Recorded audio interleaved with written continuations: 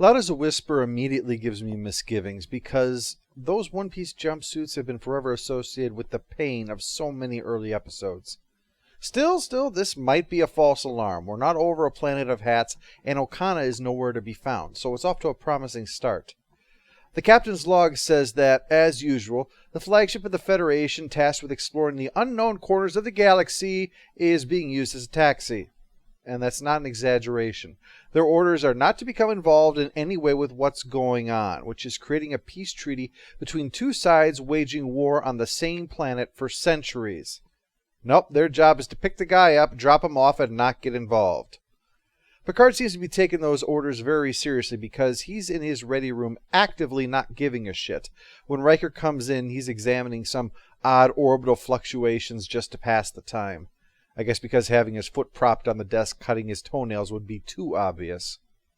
Riker's here to let him know that they've arrived, so Picard is off to go beam down and meet their passenger, despite Riker's concerns.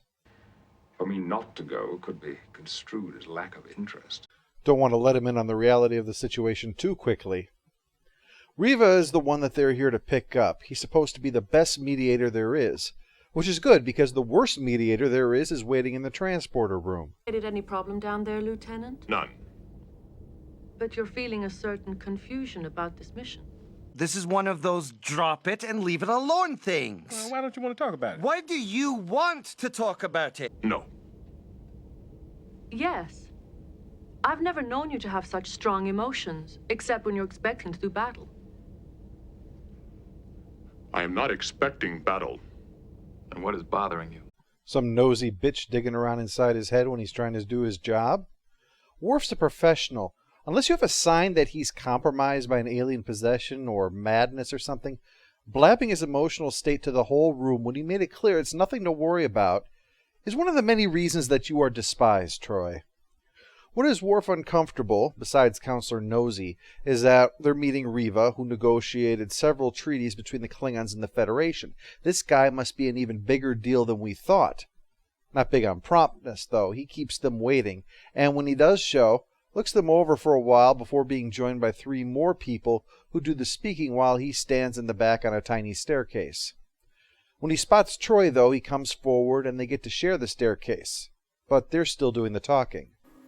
There are aspects to Riva of which we've not been informed. Yeah, I'm thinking that's a sign of this lack of interest problem we've had going on here. Because you see, Riva is deaf, and this trio speaks for him thanks to a psychic connection with them. So the best mediator there is, the one who has worked with the Federation several times before and helped create landmark treaties for them, has this unusual way of interacting, and somehow you guys don't know about it? I mean, that's like going to consult with Stephen Hawking and not knowing about his cyber chair until you show up. This gets even worse when Picard speaks to the member of Riva's chorus, as Riva calls them, instead of to Riva himself, which insults him deeply. So, this mission demanded that they send the flagship of the Federation for a diplomatic mission and not give them any diplomatic information on the person they're picking up. You know, it's really no wonder that these people designed their ships so that when they're shot, the consoles explode and kill everyone. The chorus consists of the guy with the mushroom cap, who is the scholar and artist. The dark-haired guy is the libido, passion, and warrior. And the girl is miscellaneous. She calls it balance and harmony, but that's not really what happens. I mean, how many situations are going to arise where Riva has to make a decision between studying something or having sex with it, and in the meantime he needs to kind of have that iffy middle ground? Basically what it means is that she just speaks up when it isn't about something smart or when he's pissed off or horny. Basically, she's the beige of the group. She says hello and goodbye, and she asks completely neutral questions. I made a drinking game out of her. Whenever she said something else, I took a drink, and by the end of the episode, I had more liquor than when I started. Riva is genetically deaf. It's part of the ruling class of his world. He compares it to hemophilia on Earth. What happened was there was a mutation in one person and one member of the royal family, but because they just love so much to interbreed with other royalty and nobody else, they wound up spreading this one genetic disease to half the royalty of Europe. And it just shows everything you need to know about royalty, because they call deliberately introducing a mutation into their genetic structure as good breeding. Nothing against hemophiliacs, of course, or the deaf for that matter. Just as an American, I like to take a swipe at royalty whenever possible. We only like royalty when it's fighting to sit on a throne made out of metal swords. We don't need any noble houses with their intrigue and desire to be worshipped. We have Kardashians for that, thank you very much. During introductions on the bridge, Riva's intrigued by Geordi's visor, and pleased that he doesn't resent it. We special people have to stick together, Riva says. And I mean we, I'm in this too. Ever since the accident, I've been blind from the neck down. After those intros, he asks that Troy be the one to escort him to his quarters, doing so through the obvious one of his chorus. Troy has referred to this communication earlier as elegant and beautiful, but I'm finding it hard to see the elegance of someone who only speaks whenever you want to be passionate. It just seems to strip away all the subtlety of it. If you're going that far, you should at least have gotten someone that sounds like Barry White to be that part of your chorus. After making the moves on Troy in private for a while, we cut to the briefing, where we learn the two sides in this war have waged it for so long that they're on the verge of extinction, which is all Riva feels he needs to know at this point about the background. It's always the same stupid crap when you get down to it. First the war is over something, and then after a while you're warring out of personal hate. The only thing he wants to know is what has changed that after 15 centuries they're finally willing to discuss peace now, but no one knows. And if you're curious, the answer is no one knows. Thanks for playing!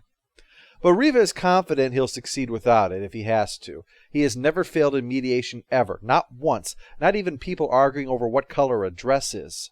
Our mediator is very self-assured. Doesn't he know that's our job? Riva's got big plans, though. He's having dinner with Troy, and to help get in the mood, he discusses the way the ship's movement feels. Sometimes we must allow the surroundings to flow over us, to dwell on each separate part, how it feels, to allow it to fill you. And speaking of things to fill you, have I mentioned my penis yet? Having gotten to that point, Riva dismisses his talking dude, but Troy isn't so sure what to do now. He can read lips, but it seems that he's mute. But not to worry, what he has in mind can be easily expressed in internationally understood gestures. We both know. How to take a bra off? Before he can get to the arm-pumping, hip-thrusting gestures, though, the Enterprise arrives at their destination, with signs of laser fire taking place down on the planet, so it looks like the peace process could use a little bit of work. Picard calls up and tells them to knock it off or he's leaving, and they say, "You're not the boss of me!" So Picard has no choice but to tell Riva the planet of cockblockers is calling, and he finally gets them to calm down enough to stop worrying Picard, and then carefully looks over the topographical map for a site to hold the peace talks. Not easy. On the one hand, it should be easily accessible to both sides that presents no possible threat to either one of them or offer any subconscious reminders of their conflict. But on the other hand, we really can't afford a location shot, so we're going to need to use the one clifftop set that we have, so that's settled there.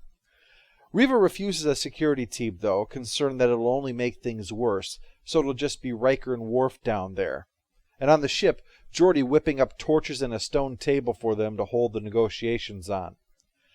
Before things are ready, the two sides show up, looking wary, so Riva decides to give a speech, or at least try to get things to calm down a bit, but instead, one of them flips out and whips out his Mars Attacks blaster. Death first! Riva! Death! And they're gone, leaving behind the fresh scent of potpourri. Riker, Worf, and Riva are beamed up, while the delegate kills the murderer for destroying this chance at peace, and pleading to the sky for Riva to come back. The camera cuts away before it gets awkward with the three guys standing on the top of the hill, breathing in half of the people who came to attend a peace conference. On the Enterprise, Riva is very pissed off, though what specifically is unclear since no one speaks sign. And apparently Riva doesn't know how to write, because after all, the last thing you want in someone who is putting together an interstellar peace treaty is literacy.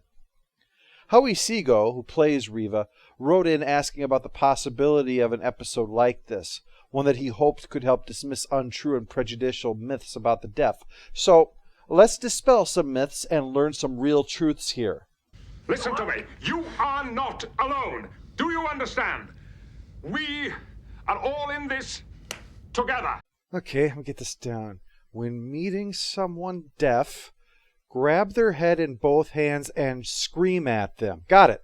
Feel myself already becoming more sensitive to the needs of the hearing impaired. But Picard has made his point clear. Loud and clear.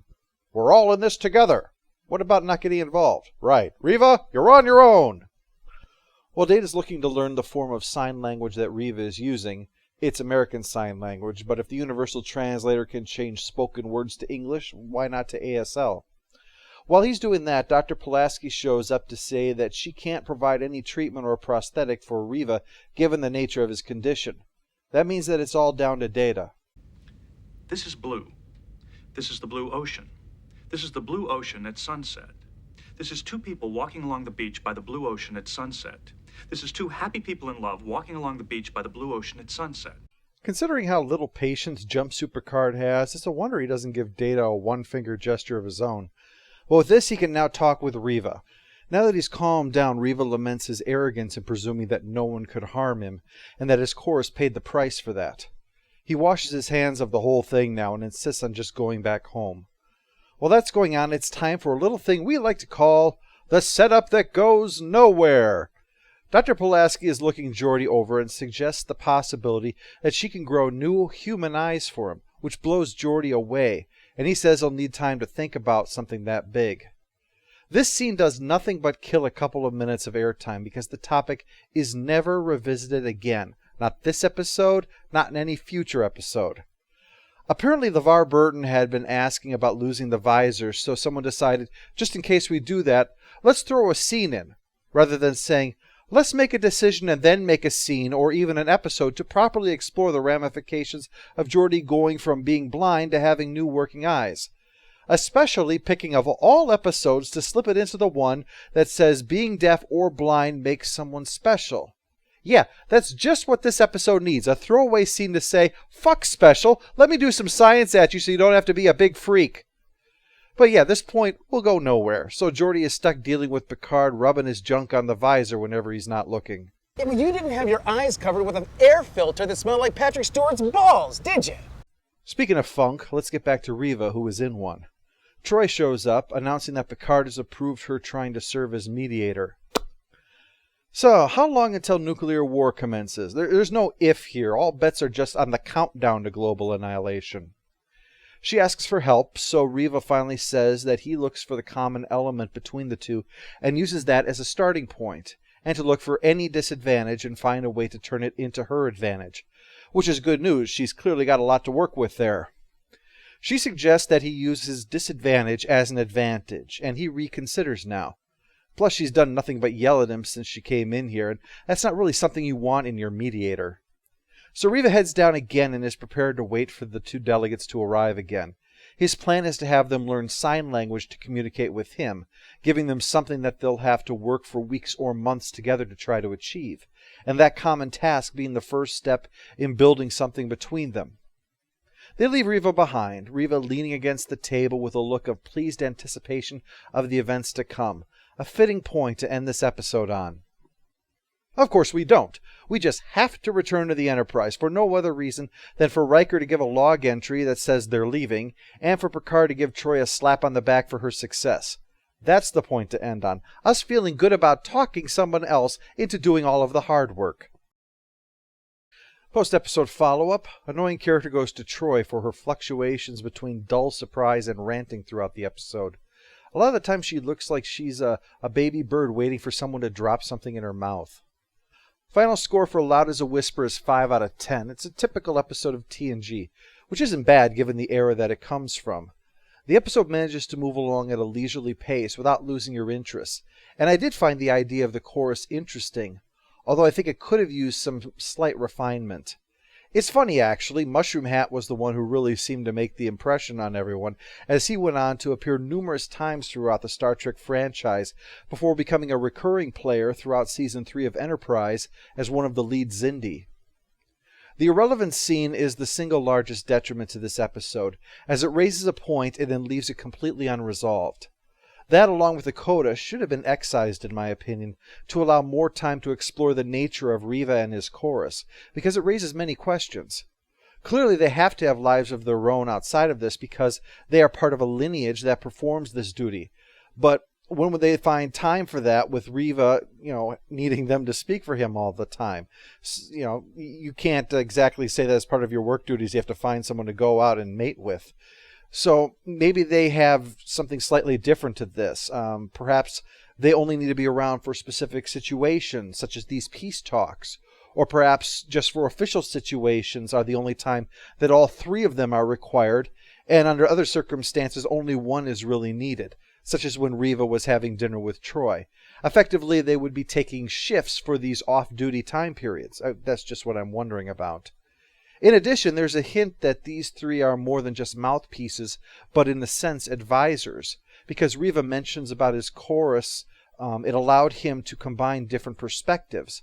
I think he means that each observed the events and Riva had a sense of what their thoughts on the matter were from them, since Riva often responded to events as if he could hear what was going on.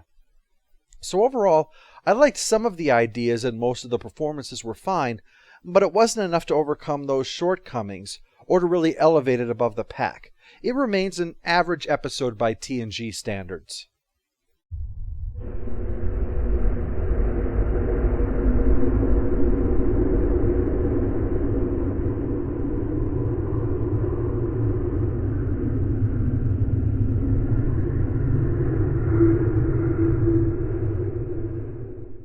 All hail the Overlord! All hail the Overlord! Also. Oh, cluck, cluck, cluck, number one.